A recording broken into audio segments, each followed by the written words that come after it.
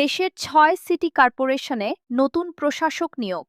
BNP দায়িত্ব গ্রহণের এক সপ্তাহের মধ্যে ঢাকা উত্তর ও দক্ষিণ সিটিসহ দেশের ৬টি সিটি করপোরেশনে আগের প্রশাসকদের সরিয়ে নতুন প্রশাসক নিয়োগ দিয়েছে। যারা এই পদগুলোতে নিয়োগ পেয়েছেন তারা সবাই বিএনপির দুঃসময়ের ত্যাগী ও প্রভাবশালী নেতা। ঢাকা দক্ষিণ সিটি কর্পোরেশনে নিয়োগ পেয়েছেন আব্দুল সালাম। তিনি বিএনপি চেয়ারম্যানের উপদেষ্টা। ঢাকা উত্তর সিটি কর্পোরেশনে নিয়োগ পেয়েছেন শফিকুল ইসলাম খান মিল্টন। তিনি যুবদল কেন্দ্রীয় নির্বাহী কমিটির সহসভাপতি।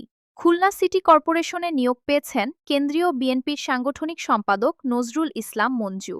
গাজীপুর সিটি কর্পোরেশনে নিয়োগ পেয়েছেন মহানগর বিএনপির সভাপতি শওকত হোসেন সরকার। নারায়ণগঞ্জ সিটি কর্পোরেশনে নিয়োগ পেয়েছেন সাখাওয়াত হোসেন, তিনি মহানগর বিএনপির জ্যেষ্ঠ সভাপতি। এবং সিলেট সিটি কর্পোরেশনে নিয়োগ পেয়েছেন আব্দুল কাইয়ুম। সিলেট ৩ আসনে ধানের শীষের মনোনয়ন প্রত্যাশা ছিলেন।